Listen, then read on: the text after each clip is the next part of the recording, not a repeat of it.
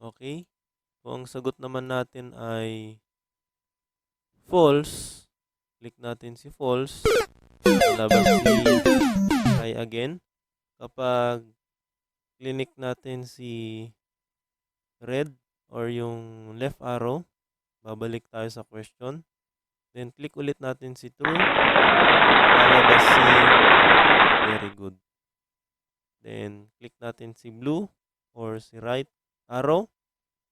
And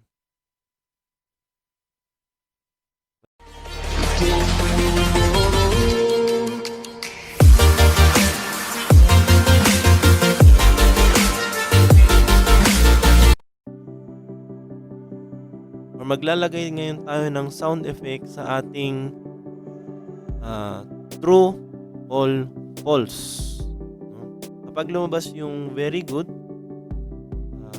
may maririnig tayong sound, at pag lumabas yung try again, meron din tayong maririnig na sound. At kung paano i-click ang isang symbol para bumalik sa isang slide at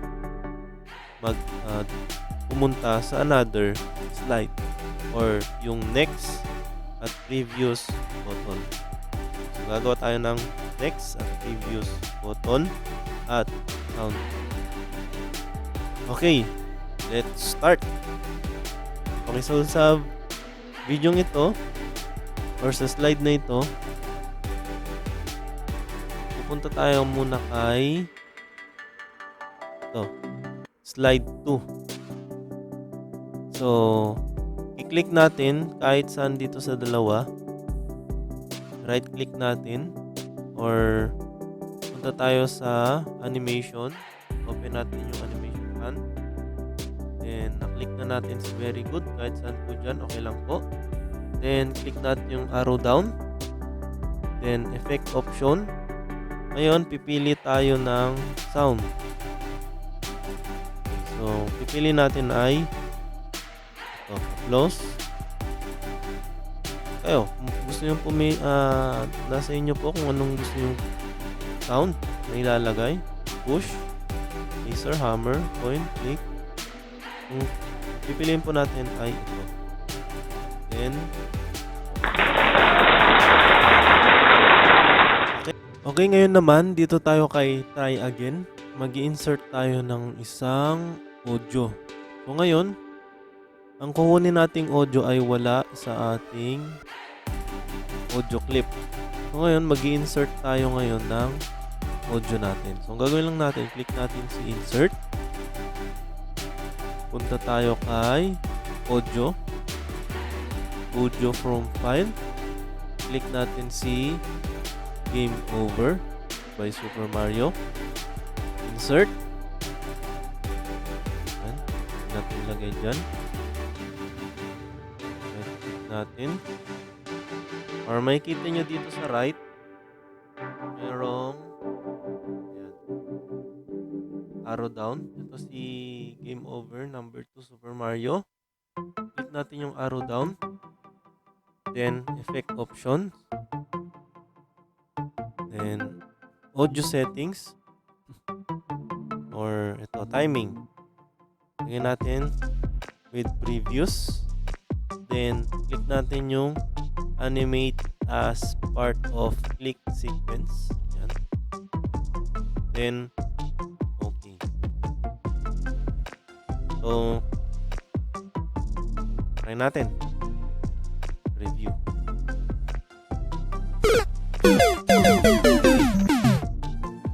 Yun, tunog siya. Okay, so nakikita nyo naman kapag re-review natin ay lumabas ay yung icon ng speaker na may 5 line. So, para hindi natin siya makita sa slideshow, gagawin lang natin ay punta tayo sa playback. Click natin si speaker, playback, then hide during show. Try natin. Ayun. Okay, nawala siya. So next naman, gagawa tayo ng next at previews button. So click natin, pupunta tayo kay very good muna. Mag-insert tayo ng, kung gusto nyo, text. Pwede rin po yung text na text at previews. Pwede naman po ang shape ang gagamitin natin. So ang gagamitin nating symbol ay ito, right at saka si left button. Right and left arrow. Lagay tayo.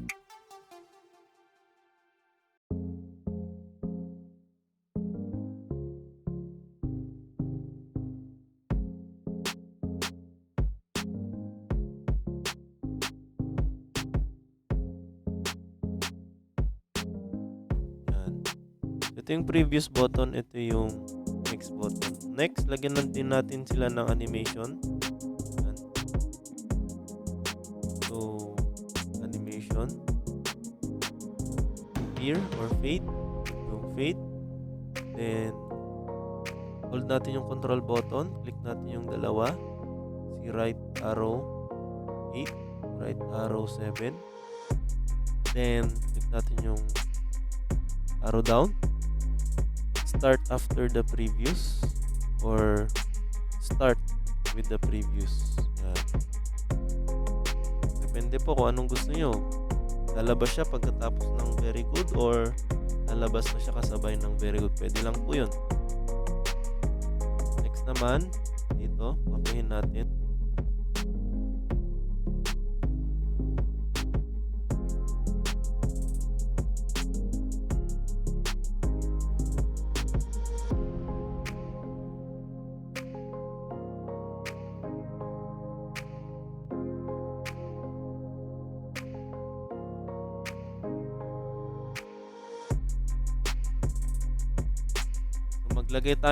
Mag-insert tayo ng isa pang slide.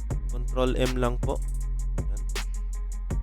So kung gusto nating i-click si red, mapupunta siya sa question number 1.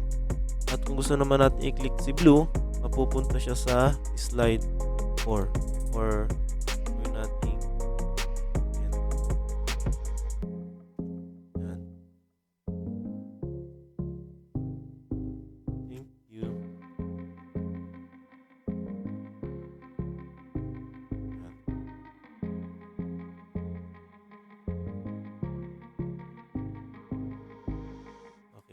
So, ganun pong mangyayari. Okay, so click natin si right arrow, left arrow, right click, hyperlink, ganun din pong gagawin. Slide 1. Okay. Next. Right click natin, hyperlink, slide 3 or end. Okay. So, ganun din po sa slide 3. Right click natin si left arrow, hyperlink. Yan. Okay. This one, hyperlink. Or pwede nyo pong i-copy yung arrow, i-paste po. Para hindi na kayo mag-click-click isa-isa. Okay, so try natin. Start tayo sa isa. Natin. Question 1. Is Duterte the 6th President of the Philippines? Click natin sa yan. So, kung gusto natin nang tapusin, pwede lang po. Or kung gusto natin or kung ang sagot natin ay false,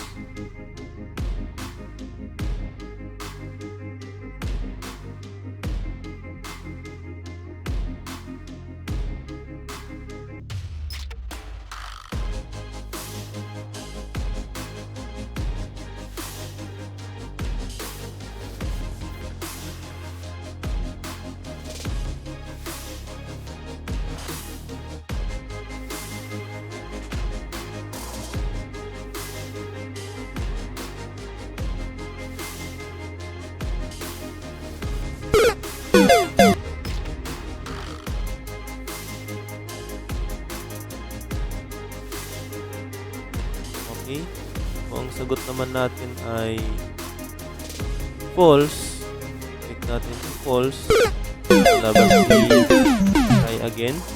Kapag click natin si red or yung left arrow, babalik tayo sa question. And click ulit natin si true. Lalabas si very good. Then click natin si blue or si right arrow. And redirect kayo sa end slide or the last slide. Okay, so that's all lang po. Thank you. Sana po may natutunan naman kayong ngayong araw.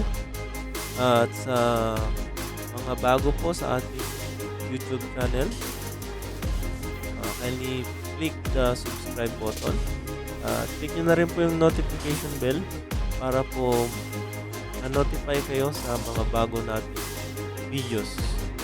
At sa mga subscriber na natin na patuloy pa rin nanonood, maraming salamat po at sana may natutunan na naman kayo ngayong araw sa ating video. Kita-kits sa panibagong video at sana may na-share ako sa inyo. Thank you!